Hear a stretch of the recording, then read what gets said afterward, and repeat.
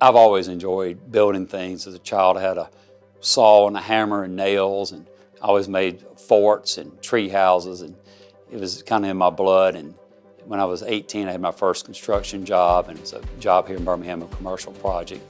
Hot summer day. It was a union job back in that time, 1976. And I remember being on the job, trying to work hard and do a good job, digging footings and placing rebar, getting ready for concrete pours and setting anchor bolts, helping assist with that. And the union guys, carpenters, would say, no, boy, you're working too hard. And I thought, well, I don't really understand that. I'm supposed to work. And boy, you're walking too fast. You're doing too much. You need to slow down. You're taking somebody's job. Did you know that you're going to take somebody's job? You're working too hard.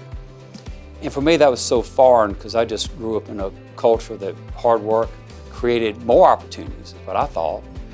And but that is really a shock for me to be in that environment, to hear that culture. And to the day, that sticks with me because I view life as a cornucopia of plenty. And the harder you work, there should be more opportunity, not only for me, but for others. The other worldview is that we live in a limited resource world. I believe we live in an unlimited world of opportunity. I would say that Jim is unique as a businessman in Alabama in that he gets his hands really wrapped around every job.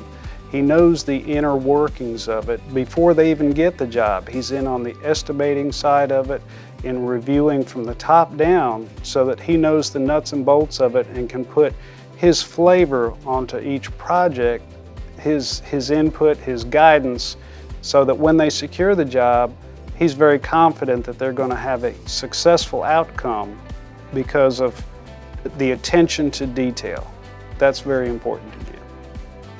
What stood out about Jim's character is he always wants to do what's right.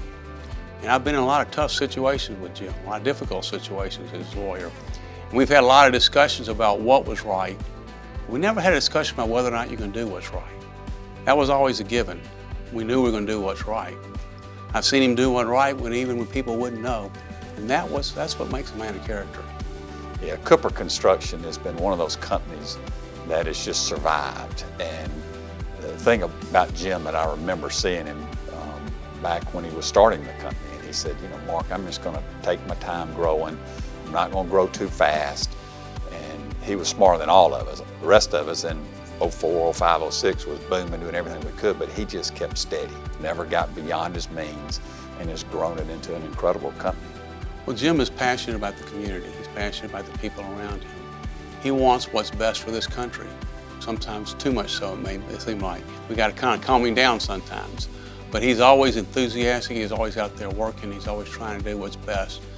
He loves his family too, and because of that, he wants to see this country, this community, and this industry go in the right direction.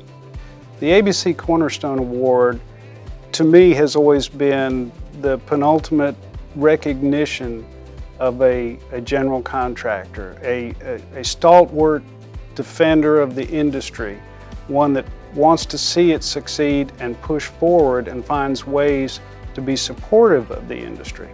Jim, from a personal standpoint, I want to congratulate you on this award, well deserved.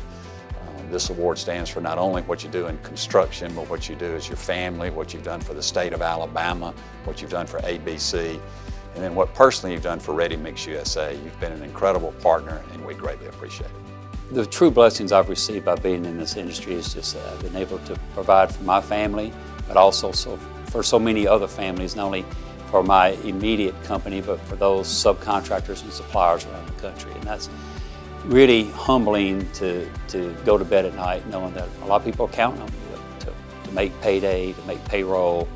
And I've been proud to say we've made payroll continuously for 28 straight years and never missed a week. And I love going to the field and meeting the workers and meeting the foremen and shaking their hands, and because they're real people, and thanking them for being out in the cold or the heat or whatever the weather conditions are. We're outside. We're a factory with no roof is what we are, and it's exhilarating to see the fruits of everybody's labor. And I just think it's a great industry. We're people driven, and I wouldn't be where I am today without people cheering for me, helping me, reaching out to me, giving me advice and counsel. And I think as long as I always have my door open and listening to friends who care about me and care about our company and care about our industry and fighting for our industry, wonderful things will happen. And the number one enemy to anybody is complacency. And the day any of us become complacent and say that that's not important anymore, gosh, we better watch out. But as long as we keep on our toes and keep supporting each other and keep encouraging each other, I think our future is very bright. And I'm excited about the construction industry, about ABC, and I'm proud to be an American.